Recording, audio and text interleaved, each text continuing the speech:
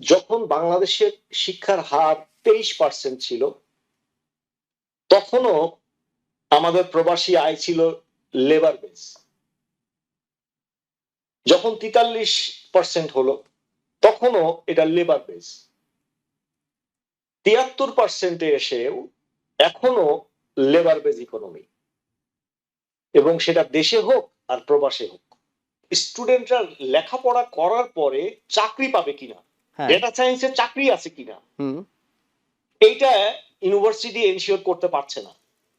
যে হ্যাঁ, একটা ছেলে ফ্রিল্যান্সিং পারে, সে একটা ওয়েব ডিজাইন করতে পারে, সে গ্রাফিক ডিজাইন পারে, কিন্তু সে আসলে কি এটার উপরে এডুকেটেড, নাকি সে ট্রেনিং নিয়ে কাজটা করছে।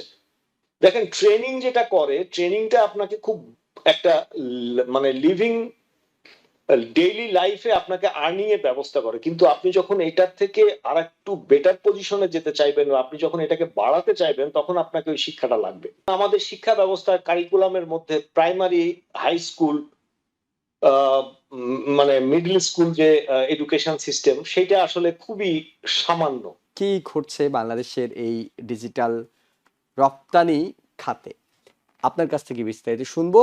শোনার শুরুতে যে প্রশ্নটি আপনাকে করতে চাই সেটি হলো, বাংলাদেশের এই যে সম্ভাবনার কথা বলছি, এই সম্ভাবনার জন্য বাংলাদেশের বর্তমানে যে প্রচলিত শিক্ষা ব্যবস্থা সেটি কতটা প্রস্তুত, কিংবা কতটা এই শিক্ষা ব্যবস্থা দিয়েই এইভাবে আমরা দক্ষ জনশক্তি রপ্তানি করতে পারবো, নাকি কারিকুলামে অনেক পরিবর্তন আনার বিষয় আছে? জুয়েল ভাই, আপনাকে ধন্যবাদ। আপনার মাধ্যমে টিবিএন এর সকল দর্শক শ্রোতাকে পবিত্র রমজানের শুভেচ্ছা জানাচ্ছি। বৈরী আবহাওয়ার কারণে আসলে আজকের প্রোগ্রামটা আমি আপনাদেরকে রিকোয়েস্ট করেছিলাম যেটা জুমে করার জন্য। বাংলাদেশ মানে ইনফ্যাক্ট নিউ ইয়র্কের অবস্থা সবাই জানে। তো এই টপিকসটা আমার মনে হয় আগে এরকম ভাবে আমরা ডিসকাস করি নাই, বাট এর আগে কিন্তু আমরা আলোচনা করেছিলাম যে দক্ষ জনশক্তি, মানব সম্পদ, কথাগুলি না শুনতে খুব ভালোই লাগে, কিন্তু এটার ডিসেকশনটা আসলে ঠিকভাবে করা হয়নি আমার কাছে মনে হয়। আপনি যেটা বললেন যে শিক্ষা ব্যবস্থা, আমি একটু বরাবরই পেছন থেকে শুরু করি।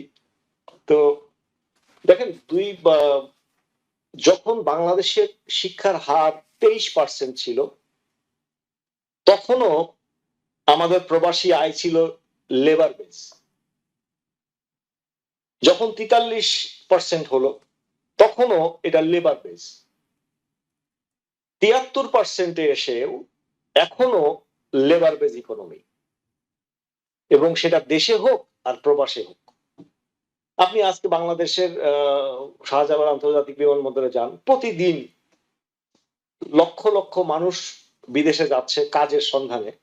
99%ই যাচ্ছে, অথবা 90-95 আমি ধরলাম, তারা সবাই যাচ্ছে হয় মিডল ইস্টের কোনো দেশে, না হলে সিঙ্গাপুরে, না হলে মালয়েশিয়াতে, এবং তারা কিন্তু সবাই লেবার হিসাবে যাচ্ছে। তো এই দিক থেকে আমরা অনেক ভাগ্যবান যে আমাদের কর্মঠ একটা জাতি, আমরা কাজ করতে পারি। তো সেইটাকেই আসলে আমরা মনে করছি যে কিভাবে এটাকে পরিবর্তন করা যায়, এবং এটা নিয়ে আমরা বহুভাবে কথা বলেছি, বিভিন্ন প্ল্যাটফর্মে আমরা বলার চেষ্টা করেছি, আমরা করার চেষ্টাও করছি। তো সবকিছুর আগে আসলে ইন্ডাস্ট্রি একাডেমিয়া কোলাবোরেশন, যেটা এর আগেও কয়েকটা প্রোগ্রামে আপনার মনে আছে মনে হয় আমরা খুবই জোর দিয়েছিলাম। তো এই জাতীয় টপিকগুলি আসলে না বারবার আসা উচিত, বিভিন্ন প্ল্যাটফর্মে বিভিন্ন ভাবে আসা উচিত, যে গ্যাপটা কোথায়, আমরা কোথা থেকে শুরু করতে পারি। সবকিছুর আগে যেটা লাগে সেটা হলো শিক্ষা লাগে। এই শিক্ষার যে ব্যাপারটা, যে আমরা দক্ষ জনশক্তি এক জিনিস, এবং সেই দক্ষতাটা কিসের উপরে, কোন ইন্ডাস্ট্রিতে দক্ষ, সেটা যদি আইটি সেক্টর হয়, তাহলে শিক্ষার কোনো বিকল্পই নাই। এখন আমাদের শিক্ষা ব্যবস্থার কারিকুলামের মধ্যে প্রাইমারি, হাই স্কুল, মানে মিডল স্কুল যে এডুকেশন সিস্টেম, সেটা আসলে খুবই সামান্য। আপনি খেয়াল করে দেখবেন যে আমরা স্কুলের পরে কলেজ বলি, ওইটা আসলে মিডল স্কুল, মাত্র 2 বছর। তো এই 2 বছর পরে আবার সে কিন্তু হায়ার এডুকেশন, উচ্চ শিক্ষায় চলে যাচ্ছে। তো এই মিডল স্কুল কনসেপ্টটাকে আমার কাছে মনে হয় যে এটাকে একটু, মানে উন্নত দেশগুলিতে কি হয় দেখবেন যে ক্লাস 8 থেকে শুরু করে ক্লাস 12 পর্যন্ত এটাকে মিডল স্কুল করা হয়। তার আগে থাকে প্রাইমারি অথবা সেকেন্ডারি যেটা বলি। তো আমাদের দক্ষ আইটিতে দক্ষ জনশক্তি তৈরি করার ক্ষেত্রে আমাদের মিডল স্কুলের ভূমিকা খুবই শক্তিশালী ভূমিকা রাখা উচিত, রাখতে পারে শিক্ষাক্ষেত্রে। সেটা আমি একটু মানে আনতে চাই এখানে, যে আমাদের যে আইটি যে কারিকুলাম গুলি, বিশেষ করে কোডিং সিস্টেম বা আপনি যেটা বললেন ফ্রিল্যান্সার তৈরি হওয়া, এই ফ্রিল্যান্সারদের মধ্যে আপনি যদি বাংলাদেশের যে ডেটাটা আপনি দিলেন, ইট ইজ অ্যাবসলিউটলি ওকে, এই ডেটাটা ঠিক আছে, কিন্তু এর কত পার্সেন্ট আসলেই তারা শিক্ষিত, এইটা আমার মনে হয় যে এই ডাটাটা নাই। যে হ্যাঁ, একটা ছেলে ফ্রিল্যান্সিং পারে, সে একটা ওয়েব ডিজাইন করতে পারে, সে গ্রাফিক ডিজাইন পারে, কিন্তু সে আসলে কি এটার উপরে এডুকেটেড, নাকি সে ট্রেনিং নিয়ে কাজটা করছে। দেখেন, ট্রেনিং যেটা করে, ট্রেনিংটা আপনাকে খুব একটা মানে লিভিং ডেইলি লাইফে আপনাকে আর্নিং এর ব্যবস্থা করে, কিন্তু আপনি যখন এটার থেকে আর একটু বেটার পজিশনে যেতে চাইবেন, আপনি যখন এটাকে বাড়াতে চাইবেন, তখন আপনাকে ওই শিক্ষাটা লাগবে, তখন ওই ফান্ডামেন্টাল এডুকেশনটা প্রয়োজন হয়।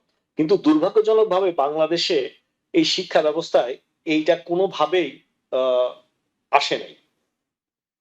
আর ফ্রিল্যান্সিং, আমার ইউনিভার্সিটি গুলির কথা যদি আমি বলি, বাংলাদেশে আমি বিভিন্ন ইউনিভার্সিটির সাথে বিভিন্ন সময়ে আমরা সেমিনার করেছি, সিম্পোজিয়াম করেছি, বিভিন্নভাবে তাদেরকে রিকোয়েস্ট করেছি যে প্রযুক্তি নির্ভর এবং ইন্ডাস্ট্রি ড্রিভেন কারিকুলাম, ইন্ডাস্ট্রি কি ডিমান্ড করছে সেটা আপনার বাংলাদেশে কিভাবে হচ্ছে, দেশের বাইরে কিভাবে হচ্ছে, এই ইন্ডাস্ট্রি ড্রিভেন কারিকুলামটা আমরা ইউনিভার্সিটি গুলিকে ফোর্স করেছি বিভিন্ন সময় ইন্ট্রোডিউস করানোর জন্য।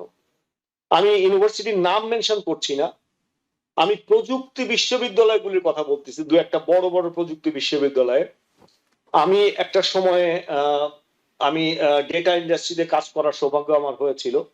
সেই সুবাদে আমি ডেটা সায়েন্স নিয়ে আমি অনেক কিছু কাজ করার জন্য আগ্রহী ছিলাম, এবং সেই অনুযায়ী আমি বিভিন্ন বিশ্ববিদ্যালয়ে গিয়েছিলাম।